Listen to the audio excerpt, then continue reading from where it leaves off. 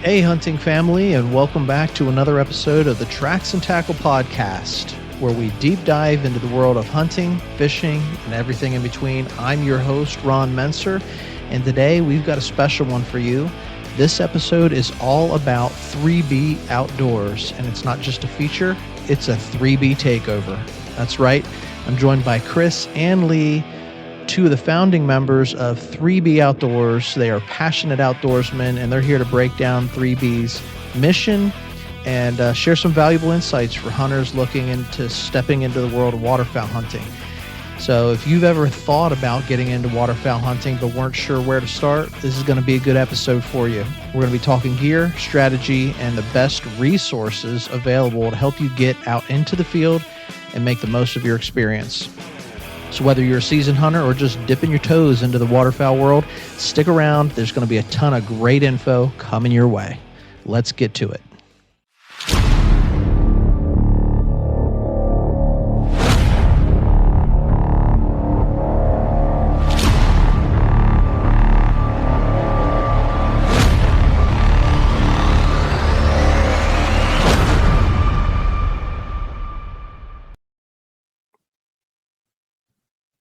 Hey, everybody. Welcome back to Tracks and Tackle, the podcast where we talk about everything outdoors. And I am Ron Menser, the Timber Cowboy. I am hanging out here tonight with my good buddies. It's going to be a 3B takeover tonight. We've got Kris Buchman from 3B Outdoors and Lee Bolner. We've tracked him down, and we've got him on the line with us tonight as well. Kris, how are you doing? Pretty good, Ron. How you doing, buddy? Loving it, man. Just living the dream. Every day's a new day, and it's a great world we're living in right now. Right on. Right now, Lee, tell us how you doing, man. It's good to see you. I'm good. Now that the Arctic freeze is over in this area for the most part, I think it was up in the 50s today, minus the 45 plus mile an hour winds we have outside currently. But, before the wind blew this morning, I mean, I was eating my breakfast and I was getting text messages. Feels like fishing season. Oh, it did. I said the same thing. I said the same thing walking out of work today. The smell and just the sun on you. I'm like, man, it feels like fishing season out here. Yeah, they said it was 60 or 61 in Ocean City today. Very nice. Very nice. Yeah, it's definitely not the Arctic deep freeze we were in just a week ago. So loving it, man. Right. Well, glad to have you with us tonight. We're going to get a conversation. Like I said, 3B takeover. They got the founding members here of at least two of the 3Bs on the show with us. Kris, I'm just going to hand it off to you, man. Why don't you just take the lead, steer us through this, and let's talk. We're going to hit on some public resources, the mission of 3B, and anything else that we touch on tonight. So go ahead and take the wheel. Yeah, absolutely. So again, thanks for having us, Ron. Pumped that we could have Lee on here. It seems like every time me and Lee get together, it's warm. Every time we go down the shore, it's warm.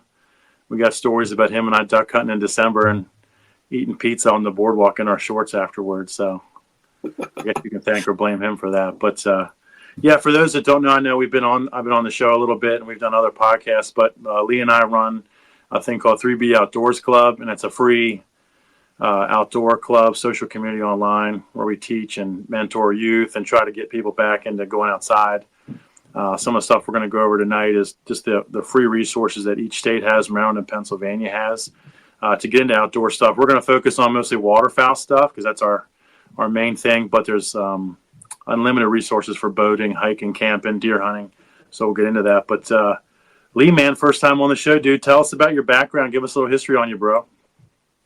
Yeah, like I said, thanks for having me. So I started hunting probably 10, Eastern Shore of Maryland, with my father and my half brother. And all we did was really deer hunt. We deer hunted for probably the first 3 or 4 years. Of course, we were lucky enough to have a nice lease. Knew the farmer. My father and my brother had the lease probably 10 years before I even started hunting. And we got into waterfowl hunting shortly after that.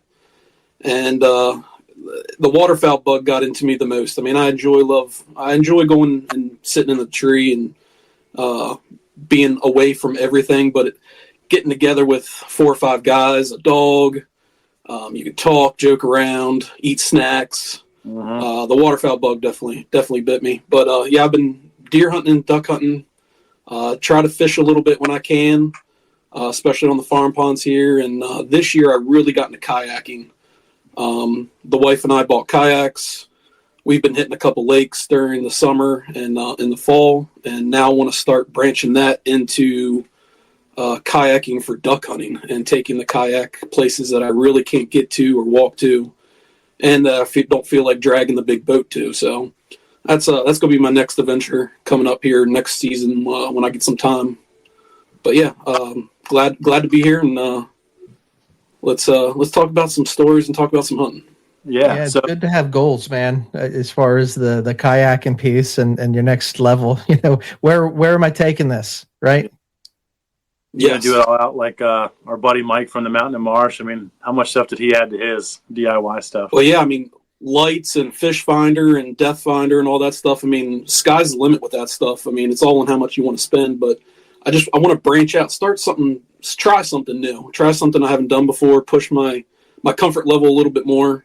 And definitely, we'll talk about it here a little bit later, but some of the places we hunt, I mean, you can walk 2 miles and you're not even where the birds are. So to get a boat, that's a game changer. You can get in places where a lot of the other people don't want to go. So that'll be, like I said, hopefully next year we can start doing some of that. And Ron, that's like the equivalent of you guys hiking on the mountains to different things. I mean, just the access that you can get if you want to put the work in. There, you know. And if you can get to the place where someone else isn't willing to go or able to get to, I mean, you're stacking advantages, you know, on your end of the scorecard. Yeah. Well, and the normal person that goes into public hunts, they're only going to go. Some people I know that like sick deer hunt on the Eastern Shore, they're only going in a couple hundred yards. It's the true hunters that are walking and backpacking in a mile and a half. So having a kayak, having a boat, that kind of stuff opens up a little bit more for you. Lee, tell us a little bit about, I mean, I've said it a bunch, but just your perspective, like when we started 3B, how me and you started hanging out. You want to go into that a little bit, bud?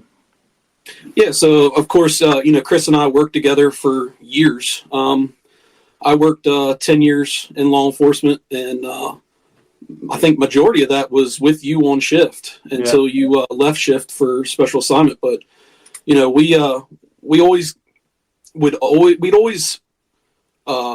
end up with each other telling stories or, you know, sharing hunts or, hey, what fishing lure are you using? Well, you know, we always be talking about something outdoors.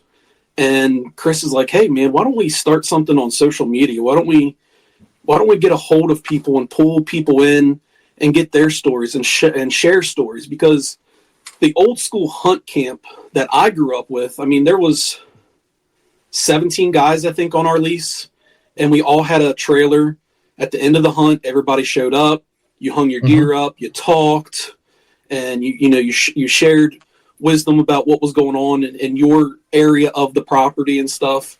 And unfortunately, that's gone by the wayside. So there's still some people that are lucky enough to have that, but it definitely is a dying thing. So Kris and I were like, hey, let's get together. Let's share stories, you know, and network, meet people like you and meet people like Mike and meet people with other, you know, that we can have a chance to go hunting with, or we can, you know, share spots or share stories or tactics. Or, I mean, when we got with Garrett, a buddy of ours, like I said, I've been duck hunting since I was 8 or 9, but he is a true duck hunter. Like his decoy spreads, his techniques, his tactics. And I learned a lot from him once I started going out with him. So, you know, you can do this stuff your whole entire life, but you learn more when you have other people. Yeah, Garrett Martin, he's like the old school duck man. I mean, even though he's way younger than all of us, I mean, he could live in pioneer days and have no issue at all. Yeah, he's just that guy. So that, I mean, interrupt. So yeah, I mean, Kris and I, we were like, let's start this. Let's see where it goes, and here we are. I mean, we've had some dinners. We've had some big get-togethers. We've been able to teach kids some great things. We've taken some kids out on some great hunts. And it's ballooned to what it is today. And, you know, I'm proud of where we're at. And we're not here to make money. We're just here to hang out and meet people and and social network, and Yeah. this is where we're at. I think for me, that's what, whenever we met, we sort of connected on some of those non-negotiables, like we're not out here trying to, make a living doing this. We just enjoy doing it. And, you talked about passing it on to the next generation. We talk about that all the time. How do we inspire another generation of hunters? I only know what I've been taught, and, that gets passed on. You got to be willing to share downline what so that someone else can learn and grow from that and grow into it. So, those were some of the attractive things about 3B Outdoors and why it makes it so easy to get along with you guys and get to know you guys and have fun doing it. Yeah. Heck yeah. I appreciate that. Yep. Totally agree. Like Lee hit on some stuff, one of the things that we got involved with, and I've said it before on here, don't mean to sound like a broken record, but we got involved with a group called YHEC, Youth Hunting Education Challenge. It was sponsored by the NRA. It was kind of like a mixture of Boy Scouts and hunter safety kind of put together. And like a lot of us, like Lee was saying at the beginning, like you probably were, Ron, most of these kids just deer hunted, maybe turkey hunted or small game hunted. Didn't know anything about waterfowl. They asked us to teach that, so we came in and taught a waterfowl class. So I don't know if some people are listening to this on Spotify or Apple or whatever you guys are listening on, but I'm going to plug, Ron's YouTube channels here because we're going to have some graphics here to show you guys. And we're going to dive in a little bit of stuff on where to find some information and access for some public stuff. Because that's our main goal now, besides hanging out, is really teaching and mentoring youth, and not even youth, but just people that want to get into it. I mean, I got into waterfowl hunting in my 30s with Lee, and, he was one of the guys that told me, once you get into this, you're not going to think about deer hunting again. And I said, yeah, right. No way. And I mean, the first couple of times I went, I was like, you know what? I'm in. This is what my life needs. I'm in. Let me touch on that, Kris, real quick, because, Lee brought it up whenever he was sort of introducing himself to the audience. But if you haven't done waterfowl, any type of waterfowl hunting, like it is completely different. Like I'm just like you, Lee. I grew up hunting whitetail deer in Pennsylvania, and archery hunting and rifle hunting, and we put on drives for deer, and so that's like born and bred into your veins and stuff. But it's a completely different style and type of hunting when you go out and you're chasing birds, right? Yeah, 100%. Yeah, just the feel of it's different. Ahead, it's Liam. It's a completely different landscape that you're in. I mean, some people on the Eastern Shore, when they're chasing sick deer or something like that, they're in the marsh. But when you're duck hunting, like what we do a lot of times, we're in the marsh. I mean, we're 300 yards from the Atlantic Ocean. You can hear the waves crashing of the Atlantic Ocean while we're hunting.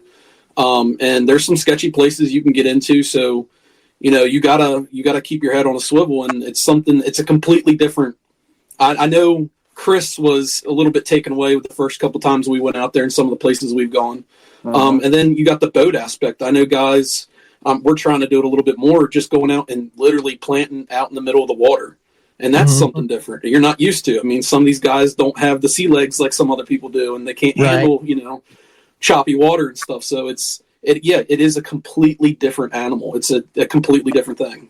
And it's kind of, it's not fishing, but like, all right, if I go fishing with a buddy, I'll sit there and you can have a conversation. Like you're doing it together. More so when I go hunting and I'm in my tree stand, it's me and my thoughts, and it's more me against myself versus me and a partner versus the, the target.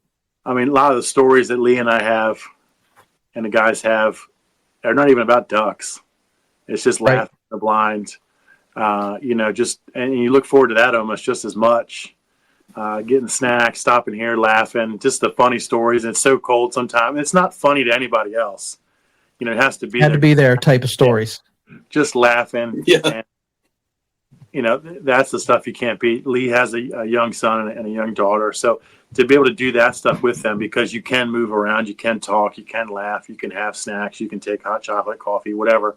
That's the stuff that, trumps for me, and Lee, I think, is the same way, trumps deer hunting. I mean, we both like to deer hunt because it is the relaxing part. That now you can go sit in a tree and relax, but this is like the fun thing to go sit with your boys, sit with your whoever. No doubt.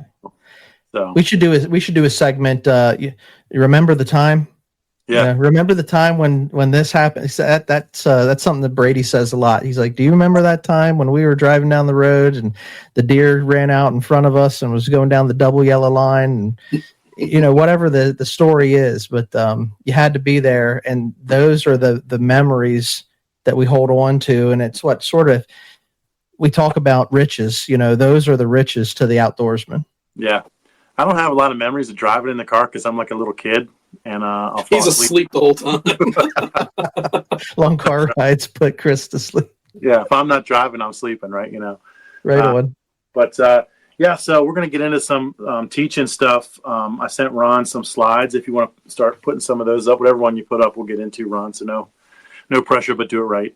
Yeah, no pressure. Do it right. Let me see what I got here. If I can present. There we go. I think right there. Right. Yeah. How about that? That's perfect. So a lot of the stuff that's on here, you guys have probably seen these logos, seen these stickers. One of the things that we really like to teach about is, duck hunting is traditional. Lee can really get into some of that growing up on the Eastern Shore where the traditions are pretty big. But with technology now, with resources of even a phone in your hands, these are just a few of the things you can get on Ducks Unlimited, Delta Waterfowl, Duck Commander. Everybody's heard of Duck Commander, Duck Dynasty. There's a really cool show called Duck Lore, but there's all kinds of different hunting shows if you want to learn, teach you how to call, teach you how to set your stuff up. And then obviously there's Google, YouTube, and Wikipedia. That's all on there. Lee, you probably have a little more involvement with Ducks Unlimited. You want to touch on some of the stuff that they do real quick? So the biggest thing that they do is big fundraisers. They'll have gun bashes and sportsman get-togethers on the Eastern Shore. Even here in Carroll County, we have a local Carroll County chapter of Ducks Unlimited. And of course, we have the Maryland chapter. Yep. And they have, sportsman's dinners where they raise money. And this money goes to the rebuilding and the keeping of habitat for our ducks that we have.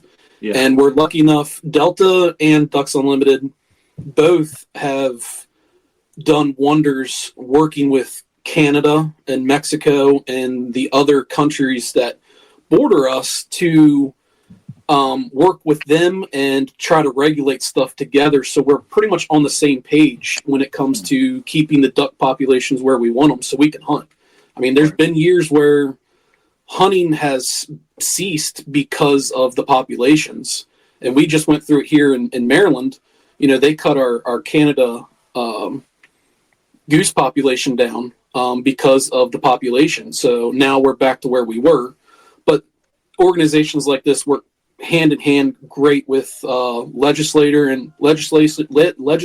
and try to keep laws and keep all of our habitat that we need to keep these populations up. So they're wonderful. I belong to both.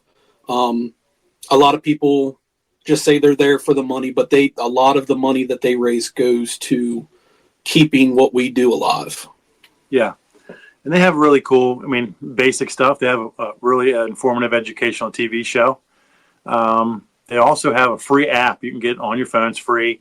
Tells you migration reports. It's got identification stuff on it.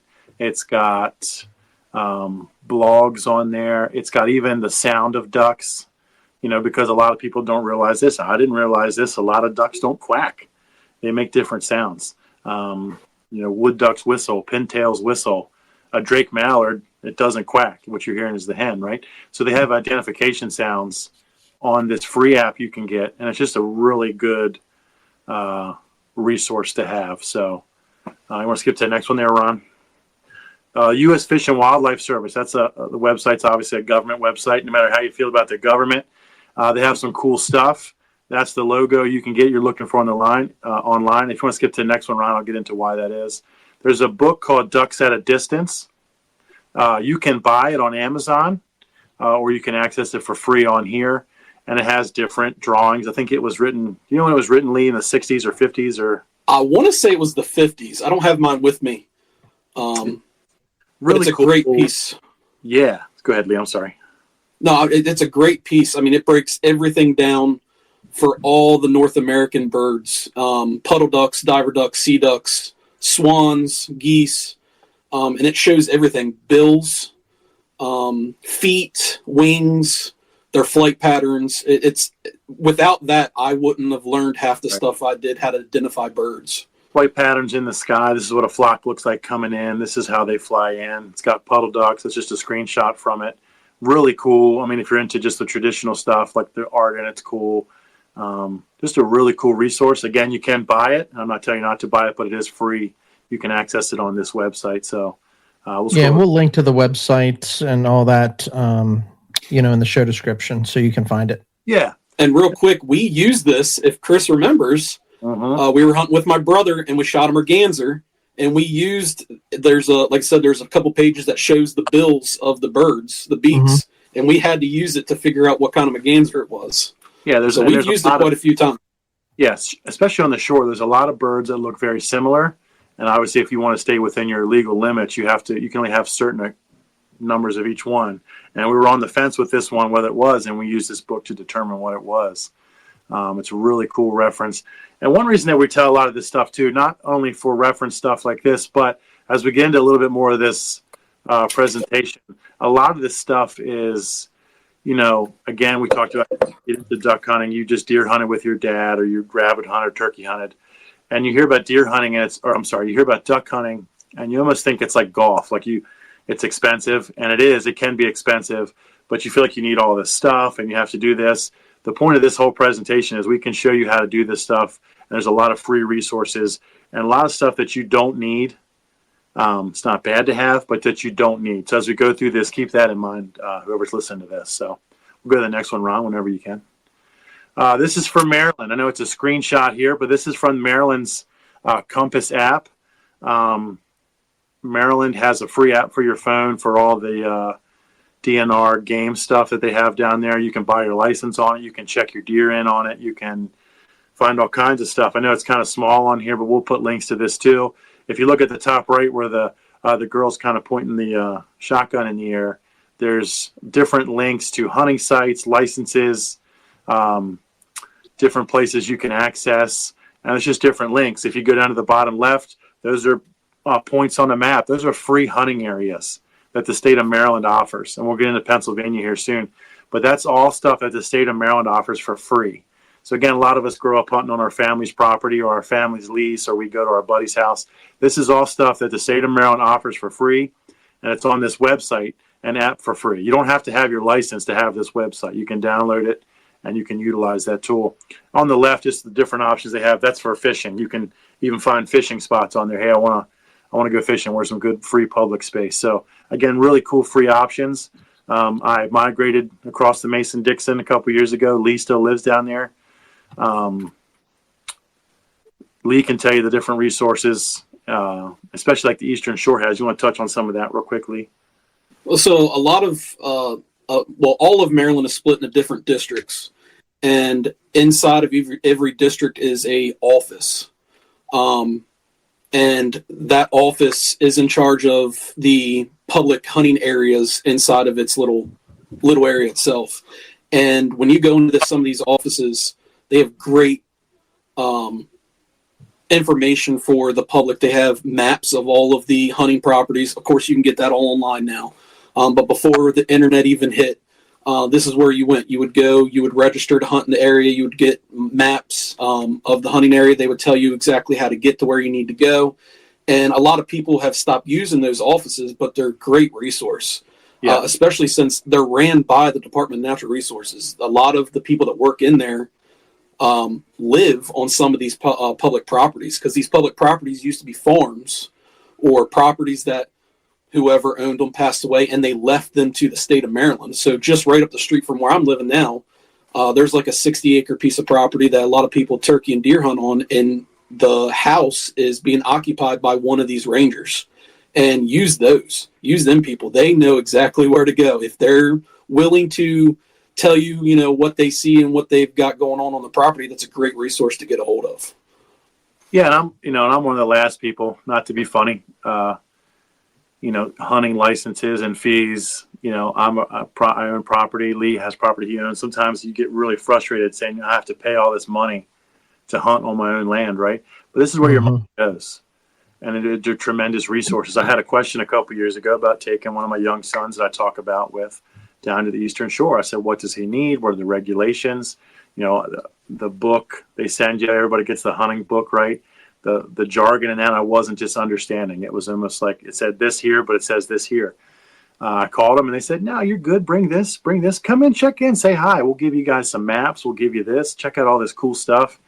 And it's just a really cool resource to have. So you guys are paying for that stuff. Utilize it. Hey there, hunting family.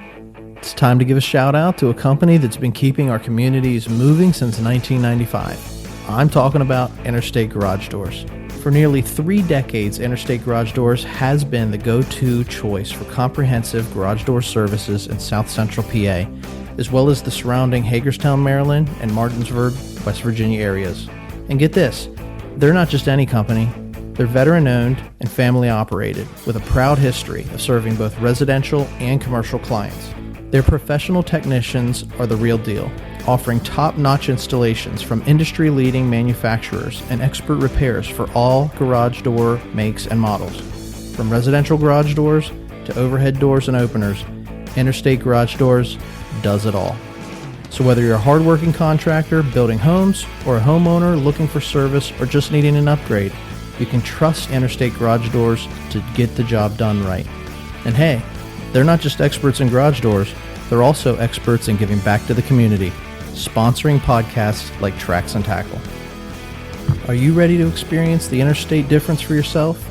If so, here's a little something extra for our loyal podcast listeners. Use promo code Tracks and Tackle when you contact Interstate so they know you heard about them here. Just visit igdoors.com today to get an estimate or request service, or give them a call at 717-263-3150. Don't wait. Take the first step towards a smoother, more secure garage today. And Pennsylvania has the same stuff. We'll get into that here shortly.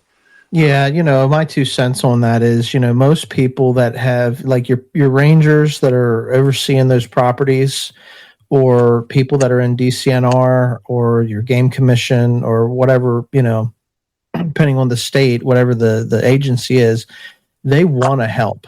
If we sit here and we say we want to see kids get involved in outdoor activity, like these people have made the decision to do that for a living. Like they want to help. And most times they're like super friendly and more than willing to, lend a hand or point you in the right direction. So for what it's worth, don't be afraid to ask questions and visit those resources. Yeah. And a lot of these places, especially even for ducks, and Lee can vouch for this, like in Assateague and parts of the Eastern Shore that we go to, there's actually structured blinds. There is areas you can go and just kind of hunt, but there's structured blinds. We go down to one almost every year. The weather didn't cooperate and time didn't cooperate this year, but Lee can get into that real quick because I know that's something you're kind of passionate about, how that has changed over the last couple of years. But hit on that, bro. Yeah. So the state of Maryland, we're lucky, and PA's also got some of them, like Cadorus. We'll get into that in a little while. But Cadorus also has blind spots, and a lot of people don't realize that. They think it's just a boating and a fishing and recreation during the summer. But they have blind spots that we have a raffle for, and you can win, and you can have those blind spots. Well, the same thing down in Maryland, just of course a lot bigger because we have the Chesapeake Bay. Every year you can choose. You can choose when you buy your hunting license to be entered into a drawing, and you can win 2 offshore hunting spots on the bay, depending on what county you choose. This year I was lucky enough to get chosen for Anne Arundel County. Of course, couldn't make it down, but I was able to choose 2 spots, and hundreds and hundreds of people have that opportunity to pick a spot and have that hunting spot that's theirs for the year. And the same thing with Assateague. The Assateague has always had set spots It used to be a raffle, but now it's first come, first serve. And those are the same spots you use all the time. We'll get into that, how I feel about that later, but it's the same spots all the time. And you kind of know where they're at. They've got a map of them. You can plan, wind and conditions and stuff like that. So I feel like we are extremely lucky here in Maryland with the Bay and the Eastern Shore and stuff when it comes to waterfowl hunting. I mean, the Eastern Shore of Maryland was known as the goose capital of the world for many, many years. Many high-end names have come out of the Eastern Shore. Sean Mann, Fred Zink has visited us thousands of times. And then we've got quite a few, world-known outfitters that are in Maryland. So I feel lucky that I'm from Maryland and I get to call that home. But yeah, I mean, that's everywhere. I know many states have those type of areas like Cadorus. It's a state park, I believe. And that's who runs it, right? The state. Yep. And they are, gracious enough to let duck hunters come in and have their own spot and build their own blinds and stuff. So I know that is across the country. There are places like that. So people just need to take advantage of a lot of the public land that you got. Yeah, your money, again, not to harp on it, your money that your hunting licenses is going to this stuff. So that's what we're here to free resources. The only thing I'll touch on real quick about the Maryland blind thing is, I know a lot of people might be listening to this from Pennsylvania.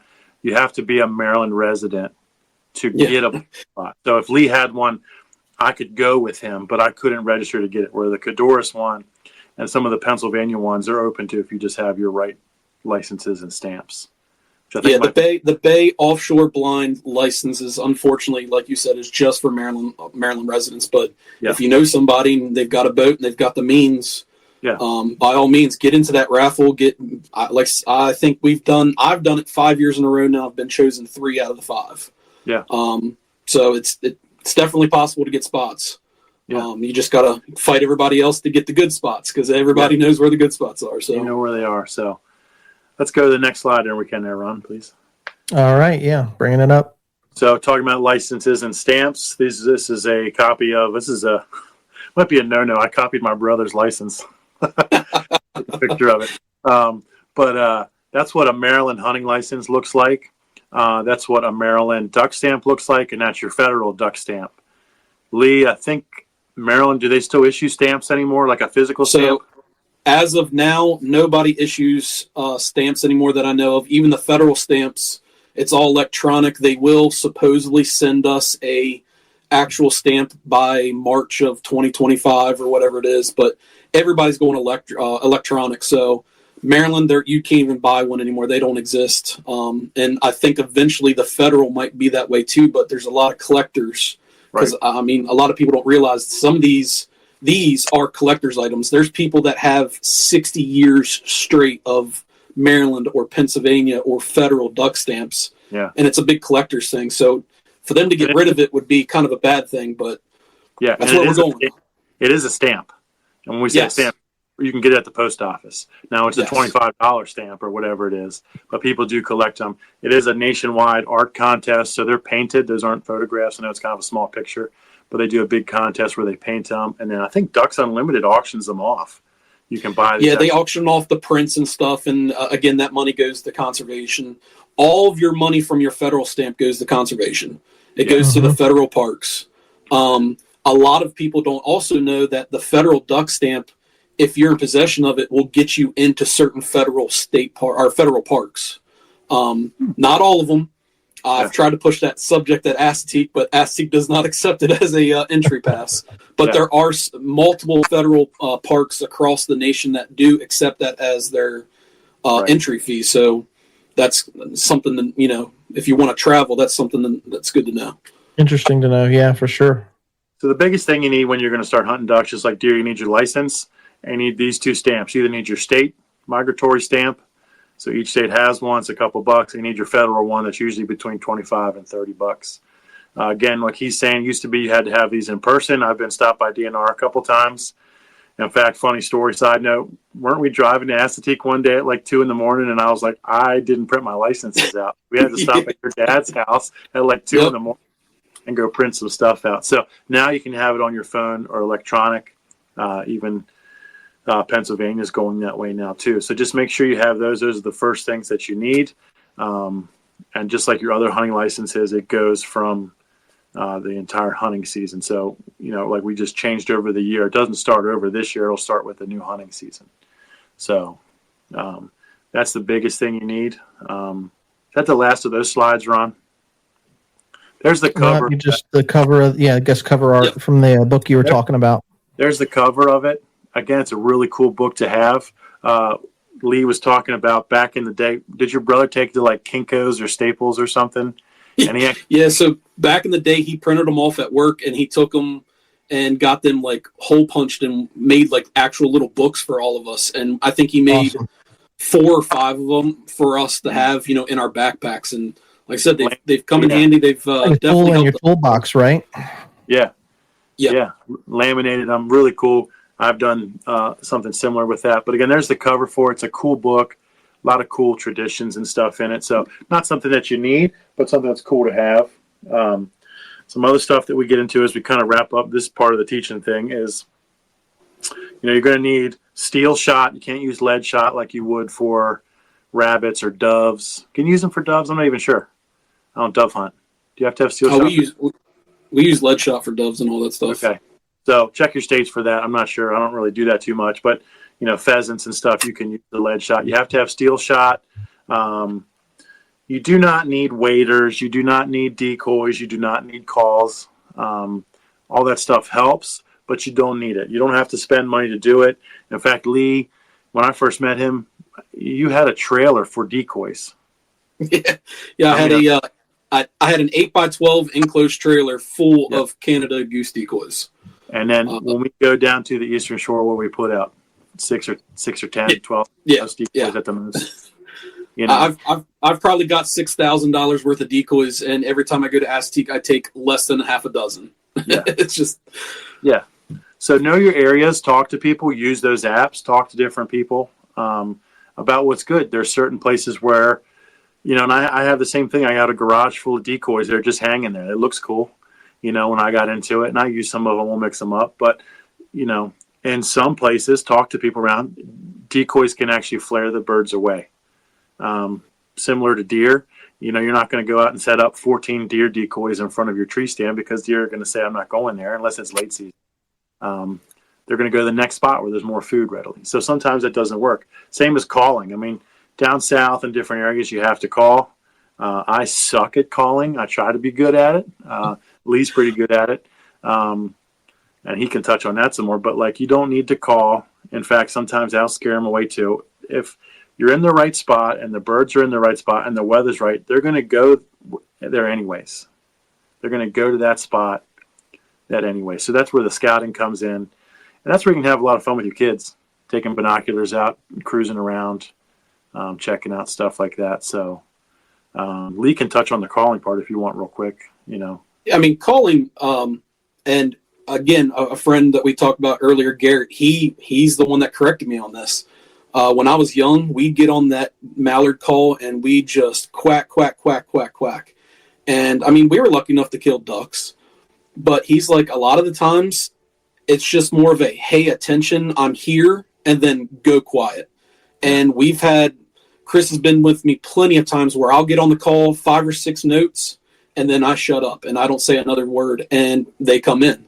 Occasionally you might have to give a soft little quack or something, but a lot of people think that you need to get on there and just call. And a lot of times it actually, like he said, flares the birds more than it does any good. And I want to touch on something else you were talking about earlier is I originally started duck hunting by jump shooting. We would walk streams and rivers and jump shoot. So decoys, waders, stuff like that isn't necessary. If you can find a piece of property that you jump shoot, you can go jump shoot woodies and mallards and stuff like that and not need any of that stuff. Yeah. If you're setting up on the ocean or on the bay and you're diver duck or sea duck hunting, you need dozens and hundreds of decoys. But if you're set up on a back, little country pond or a stream bed, 1 or 2 will get you through. So. Yeah, and that's a cool point. Jump shooting, again, check the states where you're at, make sure it's legal. I talked about this a little bit in the last episode, know what's behind you, but that's fun. And when we say jump shooting, about, we're walking a stream and we're going to try to jump these birds up off the stream. That's legal. Check where you're at too. It's a big thing. We tease people, but some places it is legal to shoot a bird in the water. People say that's taboo. It's, I'm not doing that. The point of it is, and again, check where you are, because there is some states and some places where it's not, I don't want to say it's illegal, but it's not. It's frowned upon. Frowned upon.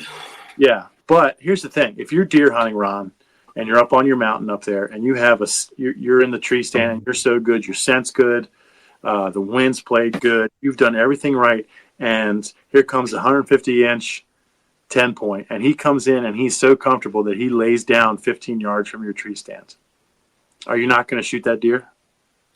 Right. Listen, it comes back to a conversation I know we've had before on the show, but, it's a great conversation topic and question. So, Lee, you're a deer hunter.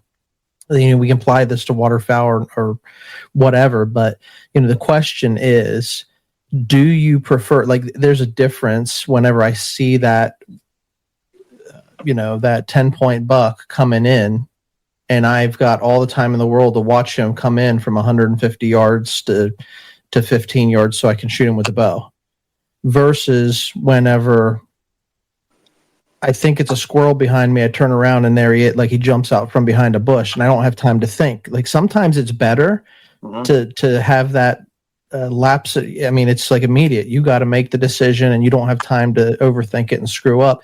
I imagine it's the same with waterfowl, completely different.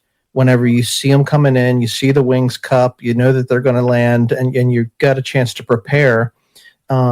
It's a different type of hunting than when you're walking the creek and you jump one, and you got to be on top of it. It's just less time to react, and I don't know. So the question is, do you prefer one over the other?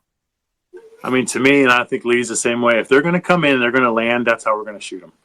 Yeah. If they're that comfortable, if our setup is that good and our spreads or whatever is so good to get them to land, that's what we're going to do.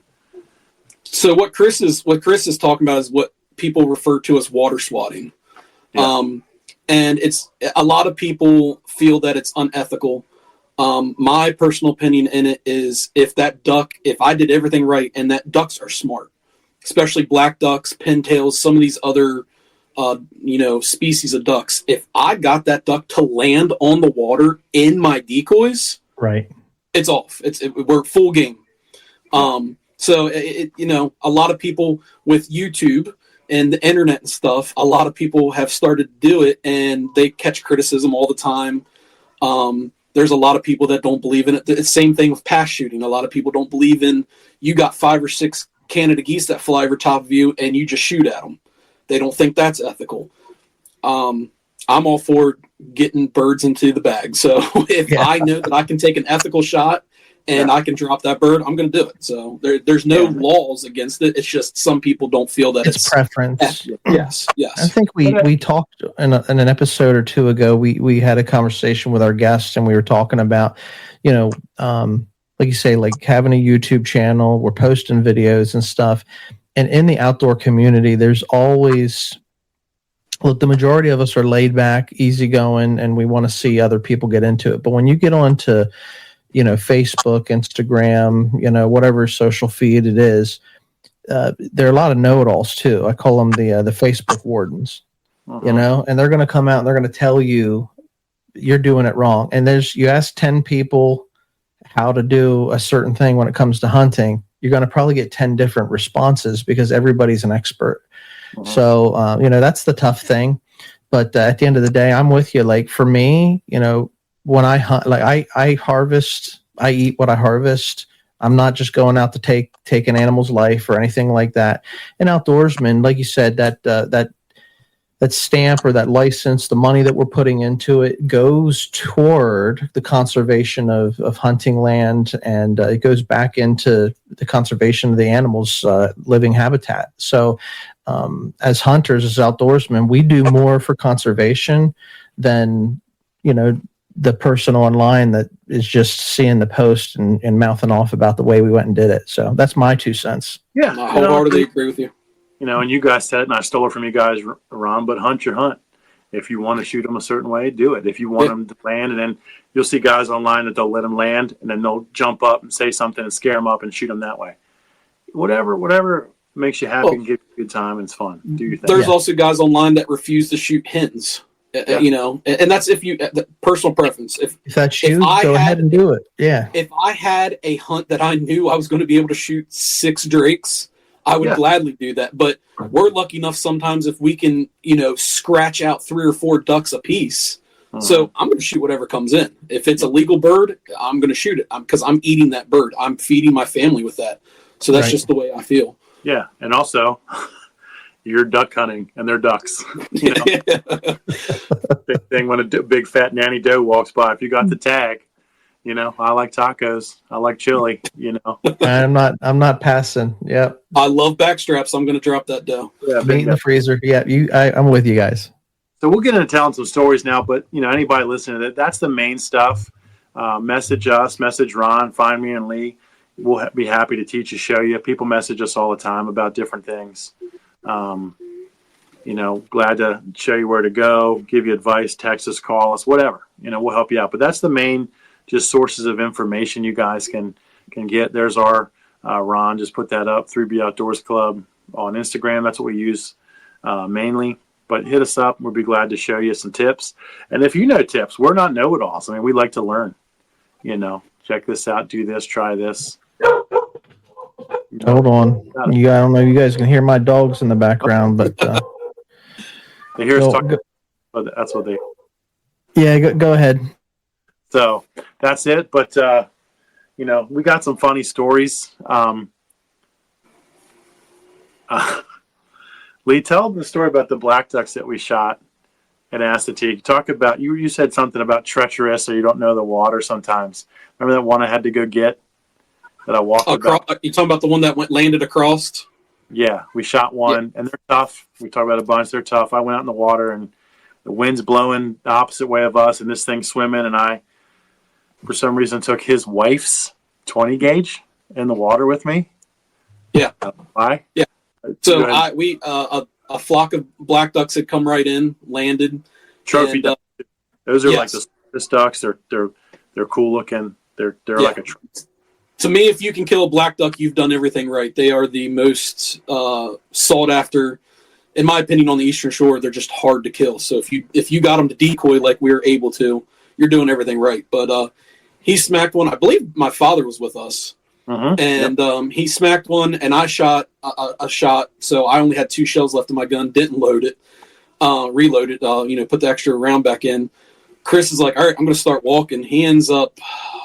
If I had to take a guess, 250 yards out in the middle of the bay, up to his chest, chasing this bird, and every time he would get within 20 yards, boom, right back into the water, and it would pop back up 50 yards away from him. Yeah. And he would look like just this little teeny ant out in the middle of the water chasing this bird. Was that one of your first black ducks? So I killed a drake with you. Well, no. I had killed a really nice drake with your brother the year before. That's right. Was our gracious host. I let him keep that one. Then you and I went down, and they were just on us that day. So we had killed a pair. I killed a big bull drake that morning, and this was a hen. And like he said, it kept swimming and going underwater and swimming away from us, and the wind's blowing. And we don't have a dog with us. And you can walk out in this water, and it's only maybe knees to your waistline deep. And this thing just keeps going. And I'm just like, I'm not giving up on this thing, right? So I finally get it, and I turn around to come back. The wind's blowing. I'm holding this thing. It's still not all the way dead. For some reason, I took his wife's 20 gauge, and I had 12 gauge shells with me. I'm trying to hold it underwater to drown it, which is like an old adage. You can't drown a duck, right? Right. And we get back, and Lee goes, hey, did you hear they're tracking like a tiger shark out here in this water? And they really were. It was like the Mary Lee. I'm dragging this bloody corpse back, through the water and stuff. Just chumming him in. Just here, follow me, We're in the blind yelling at him, and all he can hear is like the Peanuts teacher. Wah, wah, wah, wah, wah, wah. He's so far away from us, he can't even hear anything we're telling him. Yeah, but I didn't want to. You're not going to give up. But Assateague is a lot of fun for us. The traditions that are down there, just like he said earlier, just the history that's down there. The one blind that we go to is actually a structured blind. and he can get into this because he's been going in there. But it used to be a handicap blind, so there's an actual boardwalk ramp to this elevated blind. You can park right there, and it's not for just handicap; it's for anybody that wants to access it now. But really fun. It's ADA compliant. Yeah. It's like a 6 foot wide boardwalk that's probably 200 yards long. Yeah, and runs to this blind that blind's bigger than my bathroom in my house. It's huge. You can fit, if you could fit 5 or 6 people in that thing. Yeah. And it's built up on stilts. It's about 15 feet off the ground. And we've been lucky out of there. I mean, I can't say the same the last year and a half, but yeah. Several years we have killed many, many different species of birds out of there. We've killed ruddies, coarse buffleheads, widgeon, pintail, black ducks. But that's the gadwalls. Yeah. But that blind to me is like my sentimental spot. I started going there with my dad when he couldn't walk very much anymore. Right. As he got older, he couldn't go on the, half mile to mile long treks through the marsh. I could pull right up, dump him off. He could walk up the boardwalk, and I could go set up, and we could have good hunts and stuff. And like I said, Kris and I have killed a lot of black ducks out of that blind, a lot. So and it looks like it looks like the old 40s and 50s drawings of this big raised blind with a roof on it. It's got a door on it. You can sit in the weather. You can snack. You can laugh. You can sit there and just have a great time. So it's really, really cool. Yeah, I would say there's, regardless of how you're hunting or what you're hunting, most of us grew up with some sort of a mentor, and most of it was our dad.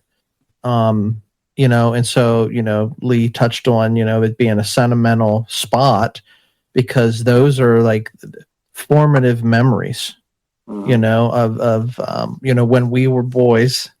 Yep. Yeah. Learning the ropes, and that's the thing about hunting, fishing, this love for the outdoors. It is something that it's tribal in nature. It's like passed down, from an elder to the son, and or daughter, and we want to see that happen as well. We don't want it to end with us. But there are those places where, hey, I had this memory. This spot's been good to me, and you don't take just everybody to those honey holes. Yeah. Yeah. It's actually hard for me because, like he said, he touched on it. It's not the best spot here recently, but we've limited out there. I've taken my sons down there. I've gone with him and his dad and his brother, and just had really good memories there. So I feel like the old man, it could happen again. Let's keep trying. It's just sentimental, and it's just a cool spot. The thing, I'll get on my soapbox real quick. The thing that about Assateague is, when I started duck hunting, when we started down, the Rangers were one of us. The Rangers, and these are federal Rangers I'm talking about. They're federal law enforcement officers. Right. A lot of them lived in the area. They didn't come from Colorado and California and other states like they are now because, of course, being shorthanded and they've got to move around. A lot of the Rangers we had back then were local. And these guys had been hunting the island since they were kids, or hunting the Bay or hunting Maryland or Delaware or Virginia. Chincoteague is just like Assateague.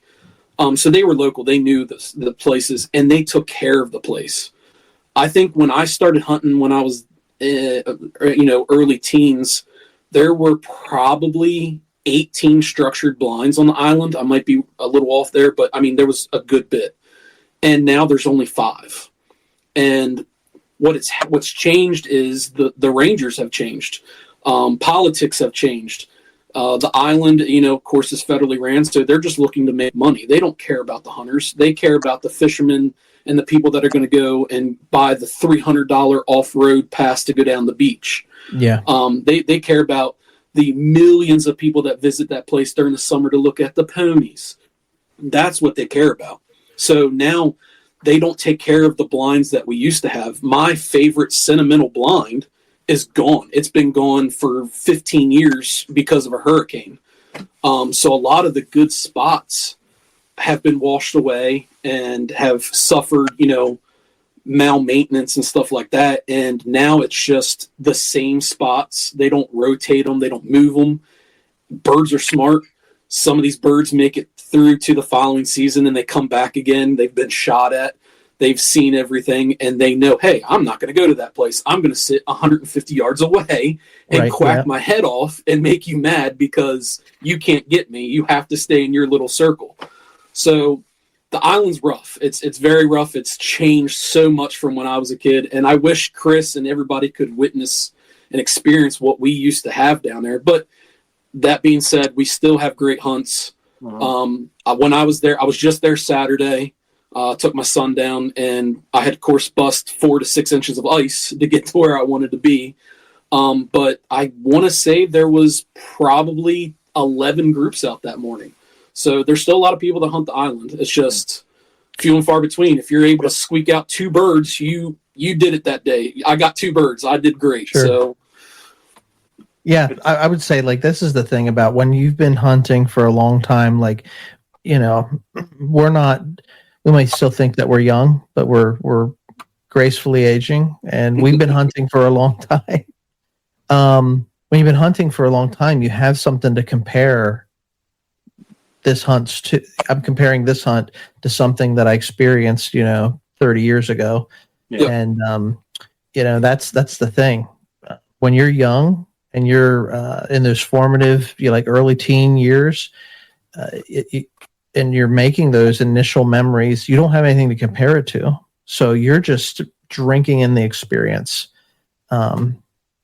Anyway, that's what's beautiful about seeing new people get into it. Even if you're not young, even if you're an older individual that wants to get into hunting, like, there's nothing stopping. I was talking to a guy today, just in business, and he said, his dad did a lot of outdoor stuff, but he wasn't a hunter, but there's nothing stopping us from getting other people to engage the outdoors.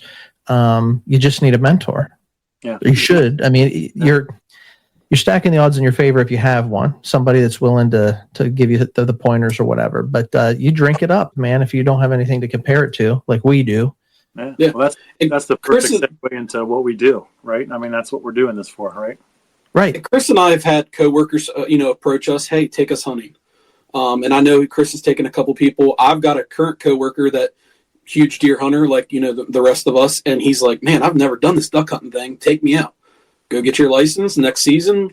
We'll hit the field for, some geese. We'll go to Assateague, and I love seeing the people that are interested in that kind of stuff. Oh, I've been a trapper all my life, or I've fished, but I want to try something different. And I love being able to take somebody that's never, Kris, when I met Kris, he'd never been, I don't think you've ever been duck hunting, right? That was the first time.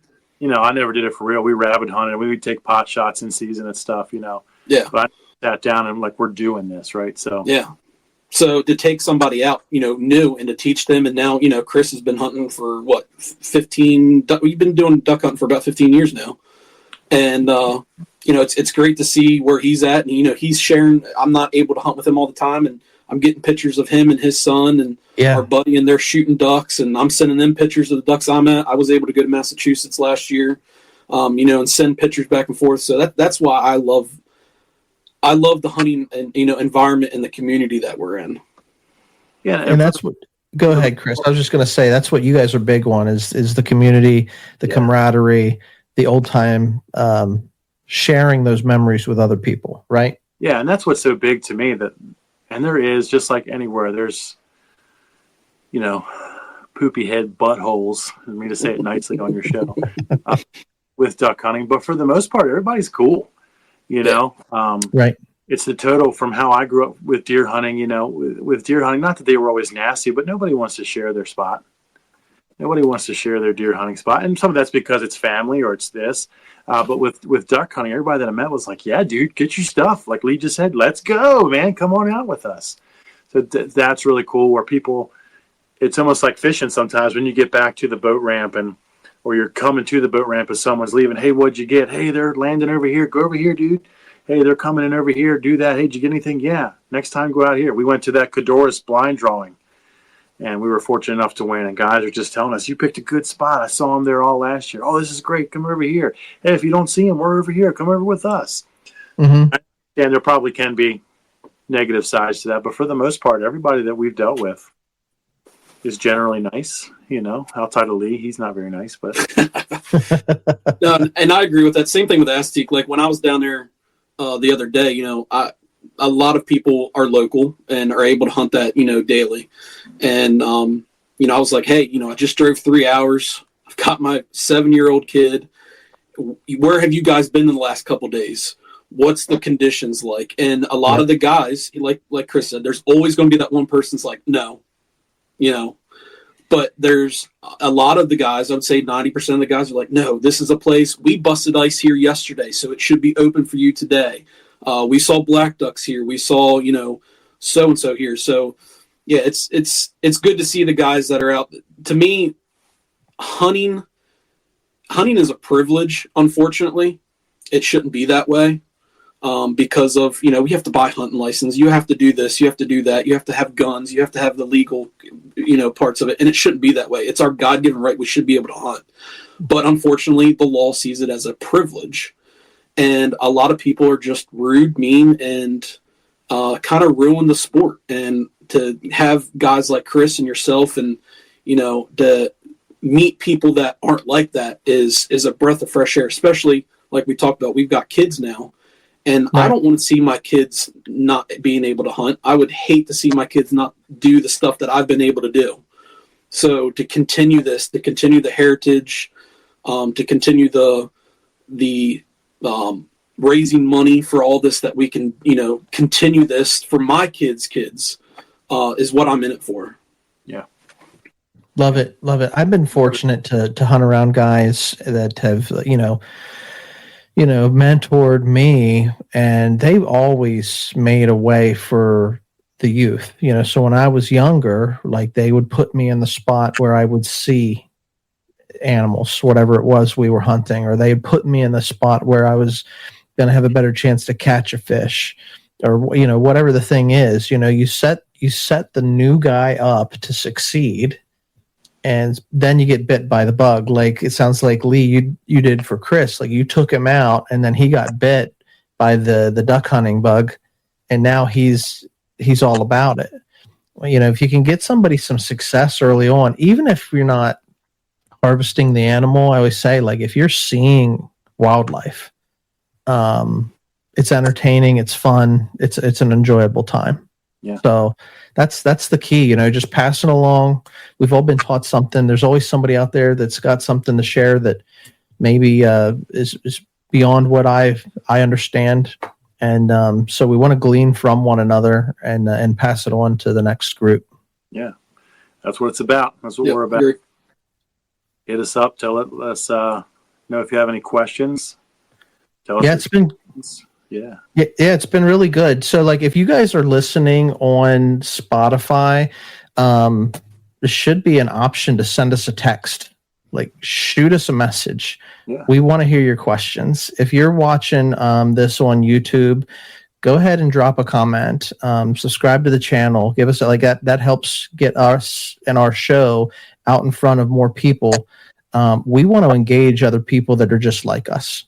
We want to, connect with other hunters, and we really want to build that community that 3B, is part of their mission, is to tap into that old time hunting club feeling. Yeah. And we're going about it a little bit different. We've got stories that we want to share, and we want to bring people on, and we want to hear their stories too. And if you're a subject matter expert on something, or you want to hear us talk about a certain topic, certainly let us know. Drop a comment and rate the podcast. But the whole purpose of this is, like I think Lee said it when he was doing his introduction, like, it's networking and getting to know other guys that carry a passion for the same type of thing that we do. And that's, nature's our playground. Yeah. Get outdoors. Yeah. It's a waterfowl classroom. Yeah. And we're not, we're into the duck hunting and stuff. We deer hunt, we rabbit hunt. Doesn't have to be that. We have guys in our group that do off-roading. It's a club. We're trying to bring more people in, and it's not not closed door at all. We're not gatekeepers. So come on in, man. Let's hang out. So Love it. This year, Lee? Do what? Are we going rabbit hunting this year? I would love to. Hey, I got a picture the other day. I'll send it to you guys. We'll post it here in a little bit. But buddy of the show, he sent me a picture over the weekend of his little girl. They went out, had the beagles running the rabbits, freezing cold. It was in the sub-zero temps, but she's standing there, holding up a rabbit, and I'd love to see it. So it doesn't matter what your passion is. If you chase it, we encourage you guys to send us those photos, tag us in your pictures. We want to sort of build this online community as best we know how.